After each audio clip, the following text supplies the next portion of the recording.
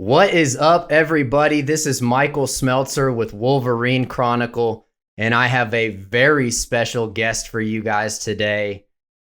When this guy played his last game for the University of Michigan, he was the all-time leader in games played. He's 8th all-time in three-pointers made for the University of Michigan, and was a part of the team that brought Michigan back after a 10-year drought. And of course, I'm talking about Stuart Douglas. Stu, what's up, man? What's going on? Appreciate you having me on. Yeah, that was quickly or shortly lived. I remember Jordan Morgan beat that the next year, and I was like, what was even the point? And then year after year, like, I feel like there's more games that have been played. The COVID year, blew up everything, and like, eighth in the top 10 of 3-pointers made. That's still, I'll take that. Hopefully, that'll last for at least a few more years before I die. Yeah, your games played record was bound to be broken with the COVID year, right? Guys like Eli Brooks were going to come around and shatter that no matter what. Oh, yeah. Completely destroy it. Well, I appreciate you taking the time, man. I would like to lead off because you were so heavily involved with a guy that I admire as a leader, and that, of course, is Coach John Belien. He was recently inducted into the College Basketball Hall of Fame, and I'm curious, your perspective on what made Belein such a good leader. What were his best characteristics? He was so detail oriented, and it bugged the hell out of us at times, but it was a key to our success at all times. I mean, after that 4 years, I looked at basketball completely differently. I watched a game of basketball completely differently, and probably pretty uniquely to at least some other programs that send players out. Like, all the mistakes that people make, like being a half a second slow on coming around a ball screen, just little things here and there. Like, everything had the ability to make a mistake in it. I don't know if I'm saying that right, but like, you could always improve on every little thing. You're like, why do you care about that? And everyone knows about his passing drills. And, we're seniors and we're doing 5-star passing drills and like working on like perfect spin and all this stuff. And you're like, who cares? But it all does add up at the end big time. I was actually just looking at our KenPom stats, funny enough, from my senior year. And we were like efficiency, like super high. Our pace was like one of the slowest in the country. But we were good because we were super efficient offensively. And I think adjusted to a strength of schedule, we were number 2 in the nation that year, which was pretty cool to see. I had no idea. Now they're just, analytics. You can toss them up to that. But, that was it. It could bug the living hell out of me at times, and you micromanage you, and you're like, dude, you got to let that go for me. But it was a key to our success. Like, we knew exactly what our jobs were. And if we didn't execute them, then you were going to hear about it. And that we were held accountable for those things. And that is massive, especially when you start to get talent. When they really started to get some NBA talent in there, or like my senior year, junior year with Tim, but then they started developing that pipeline. Those things come in. That's huge. You have to manage talent, but you also have to keep them accountable. So, that was probably the biggest reason for his success. I do want to shout out, though. I'm talking a lot here, but do want to shout out the assistant coaches. They were huge in that. Like Bakari and Laval and Jeff Meyer, when they all three finally came together in my junior year, the program changed. It took off. Like, Belein, would micromanage us, but he'd also micromanage like his assistant coaches. And finally, he was told, like, you gotta let us do our job. You gotta let them do their jobs. They're good at what they do. You hire them for a reason. Let them run the defense for this practice or for this scout. Run the offense. Listen to their ideas. And when that all started clicking, we were like a full unit finally. It wasn't like, the first couple of years you're building a program, you're kind of speaking at people and you're trying to get them to listen. You don't want to listen? Get out then. All right, then you're not going to play. As that starts to develop, you're going to start hearing more voices and you have to start trusting more people. And that's hard for Belein. That was hard for Belein because he was always a head coach. He's never been an assistant coach his entire life. So you can imagine, like, ego is not a bad way in what I'm saying. It's like, imagine the ego in somebody like that. You're like, no, like I have the last word. But when you're starting to really build a successful program like that at a high level, like, you got to start hearing more voices And he did that. Like we were able to input more. He trusted me and Zack, from my junior and senior year especially, and the assistant coaches, and like that stuff. Then it really took off. Like you saw in 2017. I remember never forget watching him and Jordan Poole getting an argument. And if we would have done that, back when I played, it would have been like Armageddon. Like you would have been sprinting the next day. But like to them, it was like, all right, you just move on. Like now we're just managing egos back and forth, and we got the talent. So it was cool to see that progression. He not only was a stickler for detail, but he adjusted a little bit. Like he made adjustments. He tried to improve. It wasn't just, we're going to stick to this type of offense. Like his offense even changed in my time when we were there. Went to a super heavy ball screen offense, which is he never did in his entire life. So there's a lot of different things. But yeah, that attention to detail was for sure one that sticks out for me. Well, and you mentioned Zack in there, and to me, Stu Douglas and Zack Novak are that's like peanut butter and jelly to Michigan basketball fans, right? Like, I'll take that. And so I'm curious. You got to have like a funny Zack story, right? Like it seems like you guys are boys. Like you got to have something good on Zack for me. Oh, I got a perfect story for that. So we were all very opposite. We're very opposite in how we want to lead, how we want to play basketball. He's more fiery, whereas his emotions on his sleeve. I'm very reserved. I will take you to the side and tell you, give you your direction or tell you're doing good or bad or pick it up. He'll just scream it in front of your face, in front of everybody. So we complement each other like peanut butter and jelly that way, leadership-wise, the last 2 years really well, especially senior year when I really came into my own that way. He was trying to do that since his sophomore year. He was fully ready to do that from the get-go. But me and him had an interesting start because like we were friends and teammates, but there's always this underlying competition, right? Like we're two 6'3" white guys, 6'3", 6'4" white guys from Indiana, and like who's better, And there was always like this unspoken kind of competition between the two, even though we played different positions. But we started out both playing the 2-guard spot. So, there was times we really didn't like each other. But my story was, I think it was my junior year, maybe end of my junior year, and we're going out and we're in his room. He's not home, and I'm with a couple of players I won't say, but I was 21 at the time, and we're having some drinks in Zack's room. We got a bottle of Ciroc of all things and some Ruby Red, and we're drinking in Zack's room. We're playing video games on his TV with his setup, and then we go out and we leave the drinks there, and which you shouldn't do, right? We didn't trash this room, but I should have cleaned it up. But we leave, we go to Skeeps, shout out Skeeps, and we come back, and I come back home, and he has thrown everything in his room, like all the drinks that we had, into my room. So like there's like spills on the carpet and the bed. He didn't like it. So I come back and I blow up. Like I completely blow up. And me and Zack have been cordial the whole time. Like I've never blown up my entire time in Michigan besides that. That was it. He's like, I thought you weren't staying here. I was going to clean up before you got home tomorrow.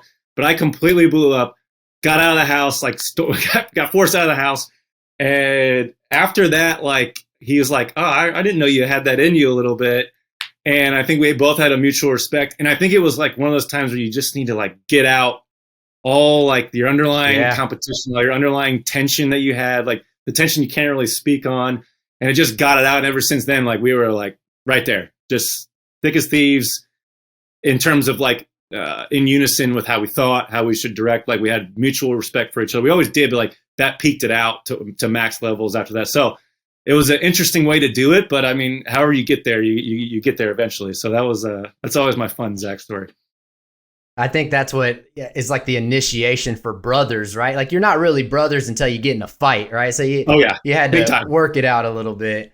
Yep. Let's move on to the current Michigan basketball team, because I know you stay tuned into what's going on. I listened to your pod. It's great. Go Blue With Stu.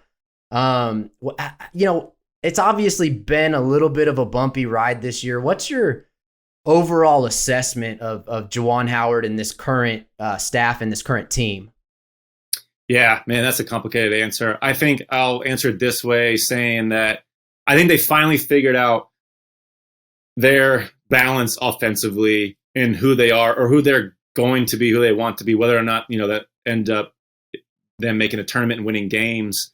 Whatever the case there is, they've at least now established their identity. They have 4 guys that are going to be their main threats offensively, and they've got, some of the most dynamic guards at any point in any game, I think, in the Big Ten. Like they're 1, 2, and 3 combo, I haven't watched all the Big Ten in depth. I'm not going to say it's the best in the Big Ten, but like their talent when they get going, like at their peak, their 1, 2, and 3 spots are huge for them. And they've finally started to figure out who's going to do what and when we're going to do it and how we're going to be aggressive. And like you've seen it in the last couple of games with Hunter not even be able to get off shots, and they've still scored in the 80s and still been efficient doing it.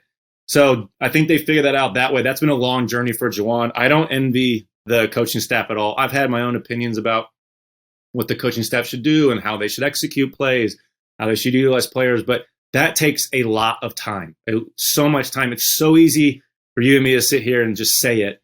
And then you're like, okay, let's say you want to implement a new wrinkle in the offense. Like, all right, we're going to do this now. That takes weeks to like really get to up to speed for players. And especially when you have young guys who haven't really done any of this at this level before, it takes time. So it's been impressive to watch the young players figure it out and come together, especially offensively. Now, defensively, I got my opinions on things. There's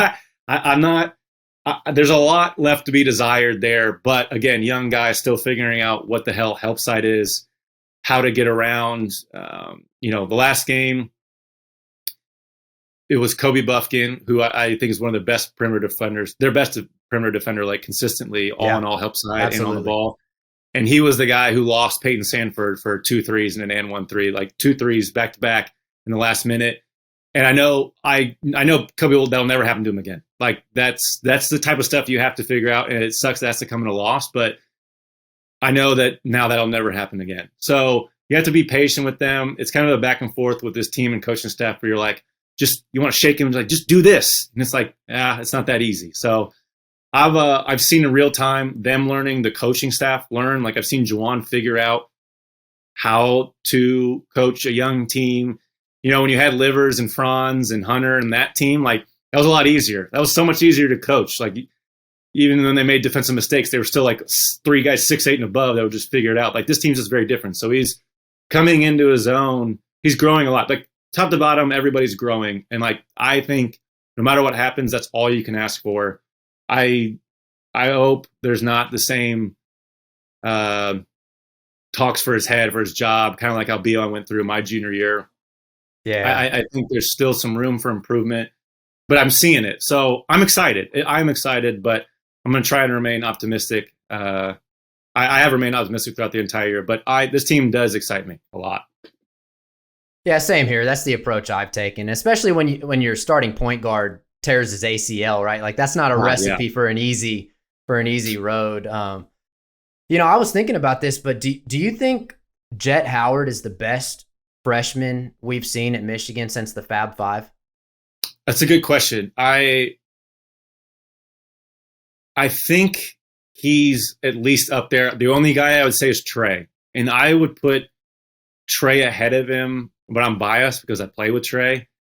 And I just know, like, from a guard standpoint, from a point guard standpoint, what we relied on Trey, or how we relied on Trey, like the volume that we relied on Trey, like offensively. Now, defensively, we were still like having to push him into help side because he was a little lost there. But offensively, I mean, he was just unbelievable and so consistent. And we literally just rode his ball screens to the promised land completely. And I mean, he was going head to head with Aaron Kraft, who was the best perimeter defender in college basketball in the last 10 years, I think, if not top 5, or at least top 5. And he was, led us to a win at home against him, like scoring on him. I was like, dude, this kid's an NBA player in this short frame. So I would say they're pretty close, but because Trey was a point guard and like had to have the ball in his hands all game, I having played it briefly, it's a very difficult position. It's so hard. The demands of it are so much more difficult than people realize from a mental standpoint, let alone a physical standpoint. So I would give Trey the edge there. But other than that, like maybe Jamal Crawford. But yeah, other than that, you got to go back to the Big Ten. But Jamal was a brief stint, but Jamal was. Yeah, we didn't see much of Jamal. Yeah. That's a good call out on Trey Burke, though, man. I always think of his sophomore year as being kind of that standout year for him. But he was a baller as a freshman too. That's a good point. 15, 16 a game, and he was incredible. Yeah. Well, let's talk about you a little bit, man. I don't want to take up too much more of your time, but let's. I want to know what you're up to. Yeah. I briefly, have checked in, and I've seen you. You were balling in Israel. Is that still a thing? Are you still playing overseas? No. So 2 summers ago, I retired. So now I'm in the professional world, the big boy world, and I've been a year now into my new job. But yeah, 9 years overseas, 1 in Spain, 8 in Israel. It was a good run, but I got married last April. COVID kind of threw a wrench. I remember. Thank you. Yeah, I was already having some struggles with basketball. Then COVID hit, and I was in my apartment in Israel alone for like however long. It was like a month and a half, and it felt like 3 years. And I was like, yeah, I kind of want to be home now. So I went home, met my then wife, and things happened real quick. And that was just like a COVID relationship, and it took off. We're like, all right, let's get married. And I'm like, well, I can't go back if this is going to happen. So I had a brief stint at the end there where I had some fun for like a month or two. But yeah, that was a pretty easy decision. It was a great career, but I'm glad that I'm here now, and I got out of basketball what I needed out of it. It's weird to not be playing a little bit, but I've accepted it. That's been a whole journey, like accepting your basketball being done, because I've been a basketball player since I was 6 years old. So it's weird to not identify like that anymore, but it's comfortable now, so I'm good with it. And of course, you've got the Go Blue with Stu podcast. I listened to the episode with Ant Wright you had kind of at the end of the year a couple weeks ago, and then I always check in just to see, because it's nice to get a basketball perspective from somebody that actually played on the team, and so I'm always checking in. That's a great pod. Is there anything else that you're working on that you wanna shout out or plug right here? Yeah, got the Go Blue with Stu podcast on the Field of 68 Network. That's a lot of fun. Got guests every week on that. Continue to do that. And then we got a new podcast out, me and Nik Stauskas, called the Men of Ann Arbor podcast with the Big Ten Network. Beyond Big Ten is what they're calling it. It's like at Beyond Big Ten. 10 is 10. So that's new. Just me and Nik breaking down basketball. We might have guests here and there, but really just me and Nik giving that basketball perspective again. And it's been fun. I've never been more in tune with Michigan basketball. I've never been more of a fan of Michigan basketball than I am right now. So it's cool to have these podcasts and be able to stay in touch and stay a part of basketball that way. It's kind of it's scratching my itch a little bit. My mom begged me for years to come back and be a college coach or a coach of some kind. And everyone, since I retired, was like, well, you want to coach? And I'm like, absolutely not. Like, I want to stay away from that end of basketball as much as possible. Maybe one day I'll get there, but I saw what that's like. I don't want that. And this is giving me a little bit of that. So it's cool. Like like I said, never been a fan. It's hard to explain, but like never been a fan until I was like, from high school, and I loved the Pacers. Like I loved Reggie Miller, but ever since then it's been the difference. So it's cool to kind of reignite that flame and have it going forward. But yeah, you can find me those 2 podcasts. We'll continue those till the end of the year and some in the summer. But yeah. Well, we're happy you're doing it, and I'm happy that you made some time for me today. Thank you so much, Stu. I really appreciate it. I'm going to let you get back to that new wife of yours and get back to living the dream, man. So you have a good one. Thank you, and go Blue. Appreciate it, Michael. Thanks.